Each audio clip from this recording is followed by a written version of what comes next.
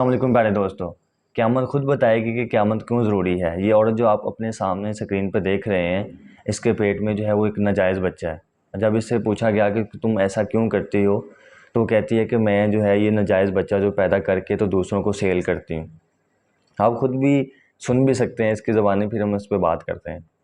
ਖਾਲੀ ਪੇਟ ਹੁੰਦਾ ਨਾ, ਭੁੱਖ ਲੱਗੀ ਹੁੰਦੀ ਏ, ਉਦੋਂ ਕੁਝ ਨਜ਼ਰ ਨਹੀਂ ਆਉਂਦਾ। ਜ਼ਰੂਰਤਾਂ ਵਾਸਤੇ ਕਿਹੜੀਆਂ ਜ਼ਰੂਰਤਾਂ ਨੇ ਨਾਜਾਇਜ਼ ਬੱਚਾ ਪੈਦਾ ਕਰਨ ਤੇ ਮਜਬੂਰ ਕਰਦੀਆਂ ਨੇ। ਘਰ ਦੇ ਖਰਚੇ ਨੇ, ਘਰ ਦਾ ਖਾਣਾ ਪੀਣਾ ਹੈ, ਨਜਾਇਜ਼ ਬੱਚੇ ਪੈਦਾ ਕਰਕੇ ਸੇਲ ਕੀਤੇ। ਬੱਚਾ ਵੇਚਦੇ ਆ, ਪੈਸੇ ਲੈਂਦੇ ਆ, ਪੈਸੇ ਕਿੱਥੇ ਲਾਉਂਦੇ? ਇਹਨਾਂ ਪੈਸਿਆਂ 'ਚ ਇੱਕ ਮੇਰਾ ਹਿੱਸਾ ਹੁੰਦਾ ਹੈ, ਇੱਕ ਜਿਹਦਾ ਬੱਚਾ ਹੁੰਦਾ ਹੈ ਨਾਲ ਉਹਦਾ ਹੁੰਦਾ ਹੈ, ਇੱਕ ਜਿਹੜਾ ਮੇਰਾ ਦੋਸਤ ਹੈ ਜਿਹੜਾ ਅੱਗੋਂ ਕਨੈਕਟ ਸਾਰੇ ਕਰਦਾ ਹੈ ਉਹਦਾ ਹਿੱਸਾ ਹੁੰਦਾ ਹੈ। ਤੁਹਾਨੂੰ ਪਤਾ ਤੁਹਾਡੀ ਜਾਨ ਵੀ ਜਾ ਸਕਦੀ है। बच्चा खुद माँ पैदा करके कैसे सेल करती है सिर्फ वो जानती है।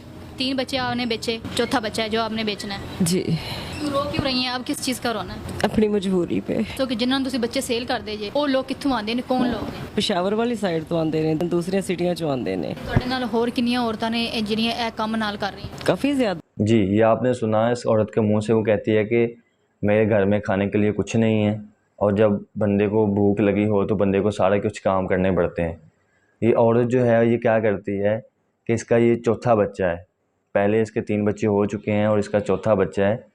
ये जो पहले भी 3 और ये चौथा बच्चा, तीनों चारों जो है वो नाजायज़ हैं। ये क्या करती है कि नाजायज़ बच्चों को जो है जन्म दे के तो बाद में पेशावर वाली साइड से लोग आते हैं और उनको ये सेल करती है। और होता क्या है कि जो जिसका एक इसका हिस्सा होता है, जिसका जो खामन तौर पर जो नाजायज़ है उसका हिस्सा होता है, और तीसरा बंदा जो दूसरे लोगों को ले कर आता है, जो लोग बच्चे ख़रीदना चाह रहे होते हैं, एक उसका हिस्सा होता है। 3 ही हिस्से होते हैं और एक बच्चा। और ये औरत बताती है कि अकेली मैं नहीं हूँ जो ये काम करती हूँ, और भी बहुत सारी औरतें हैं जिनके मैं बारे में बताना नहीं चाह रही, वो भी यही काम करती हैं। वो नाजायज़ बच्चे पैदा करती हैं और दूसरों को सेल करती हैं।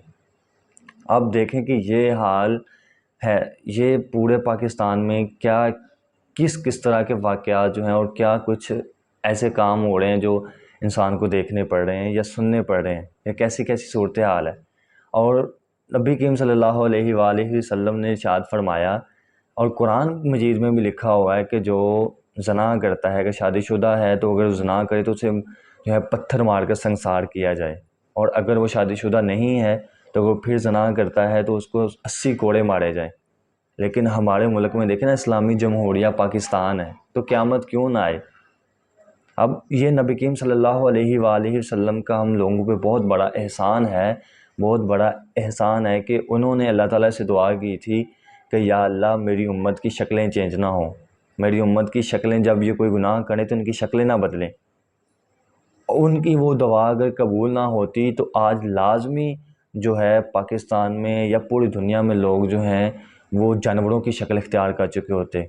कोई सूअर बन चुका होता, कोई कुत्ता बन चुका होता, जैसे वो पहली उम्मतें जो हैं बंदर बन गई थी तो बंदर बन चुके होते। लेकिन मेरे नबी का अपनी उम्मत पे ये बहुत बड़ा एहसान है कि उन्होंने अल्लाह ताला से दुआ की थी कि या अल्लाह जब ये कोई गुनाह करे तो उनकी शक्लें ना बदलें। आप देखें कि कैसे कैसे वाक़यात हैं कि नाजायज़ बच्चे पैदा करके तो बाहर लोगों को सेल किए जाते हैं।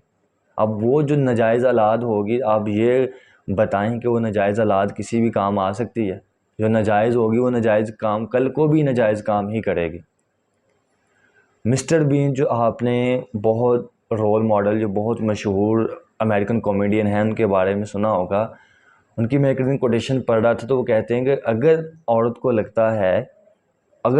लगता है कि मर्द जो हैं वो अच्छे नहीं हैं, औरत को लगता है तो कि मर्द अच्छे नहीं हैं, तो एज़ ए माँ कि यानी माँ को चाहिए कि वो अपने बच्चों की, अपने बेटों की अच्छी तरबियत करे।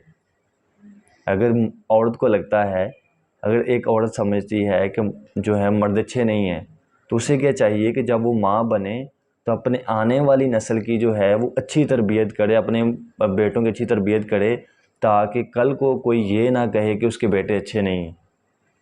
अब ये जो नाजायज़ बच्चे पैदा हो रहे हैं, ये इनका ग्रोह पकड़ा गया है। ये कहती है कि मैं अकेली नहीं हूँ, और भी बहुत सारे लोग हैं, लेकिन वो पेशावर से लोग आते हैं जो नाजायज़ बच्चे लेके जाते हैं, मैं उनको सेल करती हूँ। अब ये जो यहाँ ये ग्रोह पकड़ा गया है, अब इसको क्या सज़ा होनी चाहिए? अब आप देखें कि क़यामत की ये निशानियाँ नहीं हैं। ये क़यामत ना आए तो फिर क्या करे कि इस मुल्क में ऐसे ऐसे हालात हो चुके हैं कि लोग 2 वक्त की रोटी खाने के लिए ऐसे तरीक़ों पर मजबूर हैं। वो यहाँ तक पहुँच गए हैं कि वो नाजायज़ बच्चे जो हैं वो सेल कर रहे हैं। और ये खुद बताती है कि इतना मुश्किल काम होता है कि बंदा सोच भी नहीं सकता कि 9 माह अपने जिस्म में रखना और फिर बच्चे को किसी को और को सेल कर देना, ये इतना आसान काम नहीं है।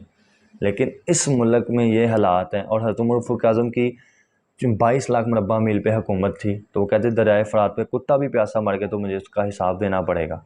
लेकिन आज जो है ये 7 लाख मुरब्बा मील पे हुकूमत है और जगह जगह पे एडवांस टेक्नोलॉजी है। और एक मुल्क में ये हाल है कि लोग जो हैं 2 वक्त की रोटी खाने के लिए इस नहज पे, इस जगह पे पहुंच गए हैं कि वो अपने नाजायज़ बच्चे पैदा करके सेल करने को मजबूर है। ये हालात है हमारे मुल्क में। तो इससे आगे मुल्क कहाँ पे जाएगा? इससे मुल्क आगे कहाँ नीचे गिरेगा और क्या देखने को रह जाएगा इस मुल्क में? अल्लाह ताला माफ़ फरमाए।